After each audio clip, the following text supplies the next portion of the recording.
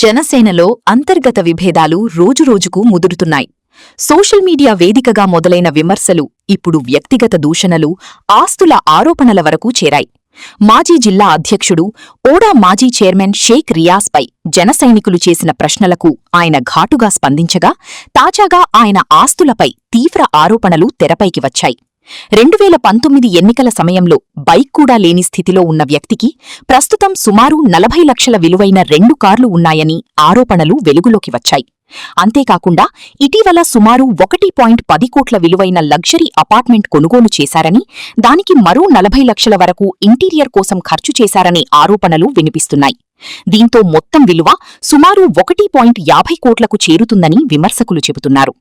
అంతటితో ఆగకుండా బీచ్ పరిసర ప్రాంతంలో సుమారు 80 లక్షల నుంచి 90 లక్షల విలువైన భూమిని భాగస్వామ్య పద్ధతిలో కొనుగోలు చేశారనే ఆరోపణలు కూడా చేస్తున్నారు. అయితే ఈ భూమికి సంబంధించిన పూర్తి సర్వే నంబర్లు, పత్రాలు ఇంకా బహిర్గతం కాలేదు. ఒక మాట అన్నారండి మీరు, రియాజ్ గారు ఆస్తులు అమ్ముకున్నారంట జనసేన పార్టీకి. ఇది నన్ను తీవ్రంగా కలిసివేసిందండి. కలిసివేటువంటి ఇంకో రకంగా కలిసివేసింది. అంటే ఇటువంటి పచ్చి అబద్దాలు ఎలా చెప్తారు వంశీ గారు? మీ దగ్గర ఫీడ్బ్యాక్ ఏం లేదా? అంటే మీకు వచ్చిన రాంగ్ ఫీడ్బ్యాక్ ఏమైనా వచ్చిందా? మీకేమన్నా న్యూస్ ఏమైనా వచ్చిందా? వస్తే సరి చేసుకోండి సార్. ఇది చాలా అది అవుట్ రైట్ రాంగ్ అండి. ఇదంతా కూడా మీకు రియాజ్ ఆస్తుల యొక్క సమాచారం కావాలంటే 2019 ఎన్నికల అఫిడవిట్ కూడా చూసుకోండి. ఆయన పోటీ చేశారు కదా ఒంగోలు జనసేన అభ్యర్థిగా. ఎన్నికల అఫిడవిట్ దొరుకుతుంది ఆన్లైన్ లో. మీకు వెళ్ళండి, ఈసీ వెబ్సైట్ లో దొరుకుతుంది, గూగుల్లో కొడితే దొరుకుతుంది, ఖచ్చితంగా దొరుకుతుంది. మీకు దొరకకపోతే చెప్పండి, నేను పంపిస్తానండి.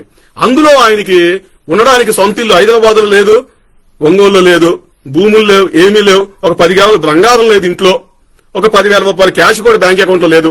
అది 2019 ఎన్నికలు ఆయన పరిస్థితి. 2019 ఎన్నికల అఫిడవిటే సాక్ష్యం దానికి. తినడానికి తిండి లేదు లిటరల్గా చెప్పాలంటే, అది పరిస్థితి ఆయనకి. ఇక ఆయన పార్టీ కార్యక్రమాలు ఏ విధంగా చేశారని అడగొచ్చు. పార్టీ కార్యక్రమాలు లేని ఆస్తులు అమ్ముకుని చేయలేదైనా. గతంలో కూడా చెప్పాను నేను, ఎన్ఆర్ఐలు ఎంతో ఆర్థిక సహకారం అందించారు. మీకు కావాలంటే ఆ ఎన్ఆర్ఐలు కూడా నేను మీకు లైవ్ డిబేట్ లో తీసుకొస్తాను. ఎవరు ఎంత డబ్బు ఇచ్చారు, ఎంతకాలం ఆయన్ని పోషించారు పార్టీ పేరుదని చెప్పేసి కూడా మీకు నేను చెప్పిస్తా వాళ్ళతో కూడా. ఇక రియాజ్ కు సంబంధించి ఈ 2019లో అఫిడవిట్ మనకుంది. 19 తర్వాత ఆయన చేసిన వ్యాపారాలు అంటే ఏమీ లేవు. ఆయనకు వచ్చిన వ్యాపారాలు ఏమన్నా స్థానికులను అడిగితే ఆయనకి ఏ స్కిల్ లేదంట, అది కూడా చెప్పారనమాట. సరే, ఏ వ్యాపారాలు చేశాడో పక్కన పెడితే ప్రస్తుతం ఆయన ఆస్తులు ఏంటంటే ఒక 40 లక్షలు విలువ చేసే 2 కార్లు, ఒకటి కాదు 2 కార్లు ఉన్నాయండి. 2019 ఎన్నికల నాటికి బైక్ లేని వ్యక్తికి కూడా 2 కార్లు ఉన్నాయి. ఈ రోజు నాడు 40 లక్షల పైన విలువ చేస్తాయంట. ఇక ఆయనకు సంబంధించి మొన్న ఈ మధ్యనే ఒక 4 బెడ్రూమ్ 3 బెడ్రూమ్ లో ఒక లగ్జరీ అపార్ట్మెంట్ ఒకటి ఆయన కొనుక్కున్నాడండి. 1,50,00,000 రూపాయలు. అది 1,10,00,000 రూపాయల అపార్ట్మెంట్ కాస్ట్ అయితే 40 లక్షలు అంత ఇంటీరియర్ పెట్టాయంట. ఆ ఇంటీరియర్ ఎలా ఉంటుందంటే మన జగన్మోహన్ రెడ్డి కట్టించిన ఋషికొండ ప్యాలెస్ ఉంది చూడండి. ఇటాలియన్ మార్బుల్స్, షాండ్లియర్స్, బాత్ టబ్బులు, చాలా చాలా రిచ్ గా ఆయన ఒక 40 లక్షలతో ఇంటీరియర్ డిజైన్ చేయించుకున్నాడండి. మనకి అక్కడితో అయిపోలేదండి. పార్కింగ్ లాట్ లో కూడా కార్ పార్కింగ్ చేసే దగ్గర కూడా ఏసీ అంట, చెప్పుల స్టాండ్ దగ్గర ఏసీ అంట. మీరు ఇంట్లోకి అలా కాంపౌండ్ లోకి వెళ్ళగానే ఎక్కడికి వెళ్ళినా కూడా చల్లగా ఏసీ వస్తుందంటండి. ఇటువంటి ఇళ్లు కట్టించుకునేది ఎవరో తెలుసండి? ఎవరో తెలుసా? తినడానికి తిక్కానా లేని వాళ్ళు ఎవరు కట్టించుకోరండి ఇటువంటి ఇల్లు. బాగా రిచ్ ఫెలోస్, సినీ నటులు, వ్యాపారవేత్తలు, బాగా డబ్బులున్న వాళ్ళు కట్టించుకుంటారండి. అంత లగ్జరీ ఇల్లు రియాజ్ ఈ రోజు కట్టించాడు. 2019 ఎన్నికల అఫిడవిట్ లోనేమో అలా ఉన్నాయి ఆస్తులు. మరి అక్కడితో అయిపోలేదండి రియాజ్ గారిది. అలాగే అక్కడ బీచ్ దగ్గర అంటే దాదాపుగా 80 లక్షల నుంచి 90 లక్షల మధ్యలో ఉండేది ఒక పార్ట్నర్షిప్ ఏదో పొలం కూడా కొన్నారంట. ఏదో బీచ్ దగ్గర డెవలప్మెంట్ బాగా జరిగిందని చెప్పేసి. దానికి సంబంధించి ఆధారాలు కావాలంటే మీకు చెప్తానండి, ఎక్కడ కొన్నారు ఏంటి అనేది కూడా. నా దగ్గర కొన్నారు అన్న సమాచారం ఉంది, కానీ పూర్తిగా దాని గురించి సర్వే నెంబర్లు అటువంటి సమాచారం లేదు. కావాలంటే చెప్తానండి. ఈ ఇంటికి సంబంధించి అయితే నేను మాత్రం అయ్యా వంశీ గారు మీకు ఫోటోలు పంపిస్తాను, వీడియో పంపిస్తాను, ఆ డాక్యుమెంట్లు పంపిస్తాను. ఏమైతే ఆయన కొనుక్కున్నారో, సంతకాలు పెట్టారో అన్ని పంపిస్తాను. నా దగ్గర ఉన్నాయి సార్. అబద్దాలు ఆడటం లేదండి, నేను అబద్దాలు చెప్పట్లేదు. ఇది రియాజ్ పరిస్థితి. రియాజ్ జనసేన పార్టీ కోసం ఆస్తులు అమ్ముకోలేదండి, ఆస్తులు దారిపోలేదండి. ఆయన ఆర్థిక పరిస్థితి ఒంగోలు అందరూ తెలుసండి. కావాలనుకుంటే మీకు కళ్ళ ముందు 2019 ఎన్నికల అఫిడవిట్ కళ్ళ ముందు మీకు కనబడుతుందండి. దాన్ని తీయండి సార్. నేను కాదంటలేదు. ఎన్నికల అఫిడవిట్ తీయండి, బయటికి తీయండి. ఎంత బంగారం ఉందో తీయండి, ఎంత పొలం ఉందో తీయండి, ఎన్ని ఇళ్ల స్థలాలను తీయండి, ఎన్ని ఇళ్లున్నాయో తీయండి, ఎంత బ్యాంక్ బ్యాలెన్స్ తీయండి. అలాగే కావాలనుకుంటే ఆయన ఐటీ వెటర్స్ కూడా సబ్మిట్ చేయమనండి. ఐటీ వెటర్స్ కట్టాలి కదా. ఈయన మరి 1,50,00,000 ఇల్లు వచ్చిందంటే డబ్బు సంపాదించాలి, డబ్బుకి ట్యాక్స్ కట్టాలి కదా. దాదాపుగా 40 లక్షల పైన కార్లు ఉన్నాయంటే 2 కార్లు, డబ్బులు సంపాదించాలి, ట్యాక్సులు కట్టాలి కదా. దొంగతనంగా అయితే కాదు కదా. మరి డబ్బులు ఎక్కడి నుంచి వచ్చినాయి? దొంగతనంగా వచ్చినాయా, ట్యాక్సుల ద్వారా వచ్చినాయా అని ఒకసారి అడగండి సార్ ఐటీ వెటర్స్. ఈ ఆరోపణలకు ఆధారాలు ఉన్నాయని, అపార్ట్మెంటుకు సంబంధించిన ఫోటోలు, వీడియోలు, కొనుగోలు పత్రాలు, సంతకాలతో కూడిన డాక్యుమెంట్లు అందుబాటులో ఉన్నాయని ఆరోపణలు చేసిన వర్గం చెబుతోంది. 2019 ఎన్నికల అఫిడవిట్తో ప్రస్తుత ఆస్తులను పోల్చి చూడాలని వారు డిమాండ్ చేస్తున్నారు. ఇక ఈ వ్యవహారంలో సోషల్ మీడియా వేదికగా మాటల యుద్ధం తీవ్రస్థాయికి చేరింది. తనపై, పార్టీ నాయకులపై విమర్శలు చేస్తున్న వ్యక్తిపై షేక్ రియాజ్ తీవ్ర ఆగ్రహం వ్యక్తం చేస్తూ అనుచిత భాషలో విరుచుకుపడ్డారు. విదేశాల్లో కూర్చొని సోషల్ మీడియాలో మాట్లాడటం కాదని, ఒంగోలుకు వచ్చి మాట్లాడాలని సవాల్ చేశారు. మరోవైపు జనసైనికులు మాత్రం 2019లో ఏముంది, ఇప్పుడేముంది అంటూ లెక్కలడుగుతున్నారు. పార్టీ కోసం ఏం చేశారు, క్యాడర్కు ఏం చేశారు, ఆస్తులు ఎలా పెరిగాయి అన్న ప్రశ్నలను సంధిస్తున్నారు. అయితే ఇవన్నీ ప్రస్తుతం ఆరోపణలు మాత్రమే. ఆస్తుల కొనుగోళ్లు, వాటి విలువలు, ఆదాయ వనరులపై అధికారిక పత్రాలు లేదా సంబంధిత వ్యక్తుల వివరణ వెలువడాల్సి ఉంది. ఆరోపణలకు షేక్ రియాజ్ నుంచి పూర్తిస్థాయి సమాధానం వస్తేనే ఈ వివాదానికి మరింత స్పష్టత వచ్చే అవకాశం ఉంది. అందరికీ నమస్కారం. ఈ మధ్య ఒకడు ఎన్ఆర్ఐ ముసుగులో చిల్లర నా కొడుకు, అంటే వాడి ఇంటి పేరు ఏదో చిల్లరో చిలిగిసెట్టు అంటాడు, ప్రసాద్. వాడు నోటికొచ్చినట్టు మాట్లాడటం, ఎక్కడో అమెరికాలోనో ఏడో కూర్చొని ఫేస్బుక్ లో, సోషల్ మీడియాలో నా గురించి మాట్లాడటం, మా పార్టీ నాయకుల గురించి మాట్లాడటం. ఈ మధ్యకాలంలో ఎవడో వాడు వెనకాల ఒక నాయకుడు ఉన్నాడని నాకు తెలిసింది. ఆ నాయకుడి సంగతి, ఆడి సంగతి, ఇద్దరి సంగతి కూడా తెలుస్తాం.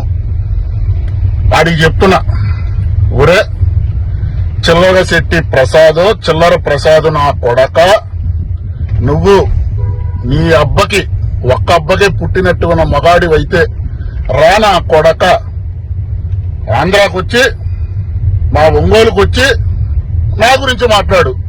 ఏం తెలుసురా లంజా కొడక, నీకు ఏం తెలుసురా నా కొడక? లేనిపోయి అన్ని దాంట్లో చెబుతున్నా, కూటికి లేని నా కొడుకులు.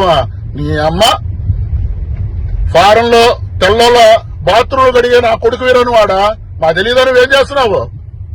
లంజా కొడక, ఆంధ్రాకు వచ్చి మాట్లాడు. నువ్వు మగాడివైతే సహనం చచ్చిపోయి బూతులు మాట్లాడాల్సి వస్తుంది. సిగ్గుండాలరా నా కొడక. అక్కడెక్కడో ఉండి మాట్లాడటం కాదు. ఏం తెలుసు నీకు మా పుట్టుక గురించి? రా నా కొడక ఒంగోలు, మగాడివైతే రా. సిగ్గుందంటే నా కొడక, రా లంజా కొడక నువ్వు. జిల్లా అధ్యక్ష పదవి రేసులో ఉన్న రియాజ్ ఇలాంటి అనుచిత వ్యాఖ్యలు చేయడాన్ని సోషల్ మీడియాలో తీవ్ర విమర్శలు వచ్చాయి. ఎవరైనా చేసిన ఆరోపణలకి సమాధానం చెప్పడం ఏకతీరైతే, ఇలాంటి అనుచిత వ్యాఖ్యలు చేయడం మరో వివాదానికి దారితీస్తాయి. రియాజ్ అసలు అంత టెంట్ కావడానికి అసలు కారణమేమిటి? తనపైన ఆరోపణలు చేసిన ప్రసాద్ అనే వ్యక్తి పరిచయం కూడా లేదని, అతన్ని తాను ఎప్పుడూ కూడా చూడలేదని చెబుతున్న రియాజ్ అంత పెద్ద ఎత్తున అతనిపైన రియాక్ట్ ఎందుకయ్యాడానేది ఇప్పుడు చర్చనీయాంశంగా మారింది. అందరికీ నమస్కారం. నిన్న నా మీద, అలాగే మా పార్టీ నాయకుల మీద కూడా ఈ మధ్యకాలంలో ఒక ఎన్ఆర్ఐ వ్యక్తి, చిగిలిశెట్టి ప్రసాద్ అనే వ్యక్తి సోషల్ మీడియాలో మా మీద ప్రత్యేకంగా దాడి చేయటం జరిగింది. ఎందుకంటే ఇప్పుడు దాకా కూడా చిగిలిశెట్టి ప్రసాద్ ఎవరు, అసలు అతను ఎవరో కూడా నాకు పరిచయం లేదు, నాకు తెలియదు. సో ఎందుకు అతను నా మీద ఆ విధంగా దాడి చేస్తున్నారో నాకు అర్థం కాలేదు. పర్టికులర్లీ మాకు కూడా కుటుంబాలు కొన్ని ఉండే, మా కుటుంబం ఉంది, మాకు ఇంట్లో భార్య పిల్లలు ఉన్నారు. సోషల్ మీడియా నేడు అంతా కూడా వ్యాపించింది. లేనిపోయిన ఆరోపణలు చేస్తున్నప్పుడు సో సహనం, ఓపిక నశించి నిన్న అటువంటి భాష మాట్లాడాల్సి వచ్చింది. అయితే దానివల్ల మన జన సైనికులు, మన పార్టీ నాయకులు, కార్యకర్తలు కొంతమంది బాధపడటం, అంటే పార్టీలో ఇలాంటి భాష మాట్లాడటం కరెక్ట్ కాదు కదా అని కొంతమంది కార్యకర్తలు ఇబ్బందిగా, బాధగా నన్ను ట్విట్టర్లో ట్యాగ్ చేసి నాకు పంపించడం జరిగింది. పార్టీ కార్యకర్తలకి, మా జన సైనికులందరికీ కూడా అలాంటి భాష మాట్లాడటం తప్పే. ఇక మీదట అలాంటి భాష మాట్లాడను. కానీ ఒక వ్యక్తి మీద పదే పదే దాడి జరుగుతున్నప్పుడు ఎందుకు దాడి జరుగుతుంది, లేనిపోయిన ఆరోపణలు వేస్తున్నారు అనేది మన జన సైనికులు అందరూ కూడా గుర్తించాలి. మనం ప్రతిపక్ష పార్టీలతో యుద్ధం చేయాల్సింది, కానీ జనసేన పార్టీలో మన పార్టీలోనే మన నాయకులతో మనం యుద్ధం చేసే పరిస్థితి ఈరోజు సోషల్ మీడియాలో కొంతమంది వ్యక్తులు తెస్తున్నారు. సో జన సైనికులందరూ కూడా అది కూడా ఆలోచించండి. నా దైవం పవన్ కళ్యాణ్ గారి సాక్షిగా చెబుతున్నాను, ఇక మీదట ఇలాంటి లాంగ్వేజ్, ఎందుకంటే గతంలో కూడా నేను ఎప్పుడూ వాడింది లేదు. ఎంతో ఓపికతో సహనం చచ్చిపోయిన తర్వాతే ఇలాంటి భాష మాట్లాడాల్సి వచ్చింది. నా దైవం పవన్ కళ్యాణ్ గారి సాక్షిగా చెప్తున్నాను, ఇక మీదట అలాంటి భాష నేను మాట్లాడను. సో జనసేన పార్టీ జన సైనికులకి అలాగే ఇంకెవరికైనా బాధ కలిగిస్తే ఆ భాషని నేను వారికి క్షమాపణ చెప్తున్నా, అంతేగాని చెలిగిశెట్టి ప్రసాద్కి నేను క్షమాపణ అడగట్లేదు. ఎవరైతే జన సైనికులు ఉన్నారో వాళ్ళందరినీ కూడా ఆ భాష వాళ్ళకి ఇబ్బంది కలిగిస్తే వాళ్ళకి నేను క్షమాపణ అడుగుతున్నాను.